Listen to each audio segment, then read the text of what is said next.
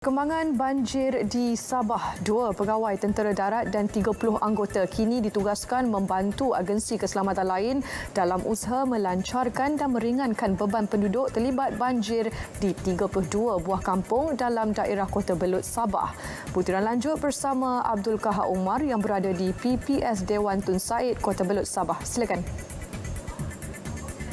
Terima kasih rakan setugas di studio. Saya sekarang ini berada di Dewan Tun Said Kota Belud untuk meninjau perkembangan terkini berhubung dengan penduduk yang terjejas akibat hujan turun dengan lebat pada 27 Jun yang mengakibatkan 32 buah kampung di sekitar Kota Belud ini terjejas. Untuk itu, kita bersama dengan yang berbahagia Meja Jeneral Datuk Muhammad Hafizuddin bin Jantan, Panglima 5 Division.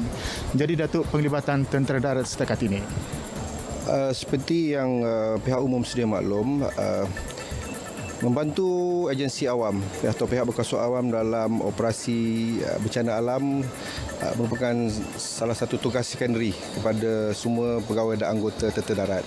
Dan apa yang berlaku di Kota Belud ini memang sentiasa dalam perhatian kita, kerana pada sebilang masa memang ada pasukan yang telah diberi kawasan tanggungjawab untuk operasi banjir atau dalam konteks tentera kita panggil Ops Murni.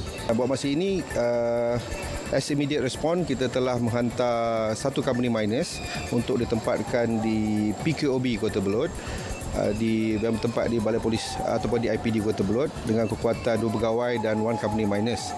Selain daripada itu, kita juga telah menempatkan 4 buah kenderaan iaitu 2 terak 3 tan dan 2 terak 5 tan untuk melaksanakan tugas-tugas pemindahan dan membantu mangsa-mangsa daripada kampung-kampung yang terjejas oleh banjir ini.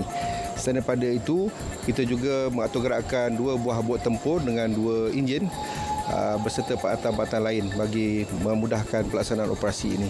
Melihat pada keadaan mangsa-mangsa ini, saya juga membuat penilaian kemungkinan juga kita akan membantu untuk mengaturgerakkan our mobile clinic bagi membantu meringankan bebanan mangsa-mangsa yang terlibat di pusat-pusat pemindahan setakat ini.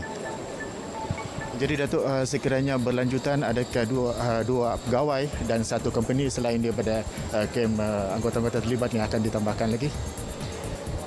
Itu tidak menjadi masalah kerana melihat pada keadaan perkembangan semasa, kita sentiasa ada trup yang siap sedia untuk to reinforce the existing troop yang ada di Kota Belud ini, insyaAllah. Nasihat saya pada mereka supaya sentiasa menjaga keselamatan dan juga kesemasian kesihatan, kerana selain daripada ancaman banjir, kita semua maklum kita masih lagi menghadapi ancaman jangkitan coronavirus 19. Di dalam kita menghadapi situasi ini, semua orang ramai yang terlibat harus memastikan SOP bagi kedua-dua operasi ini dipatuhi sepenuhnya dan dengarlah nasihat ataupun arah-arahan yang dikeluarkan oleh pihak-pihak yang berkuasa. Terima kasih Datuk.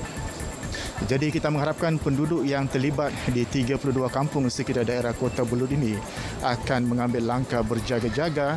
Sekian laporan Abdul Kahar Umar untuk Berita RTM.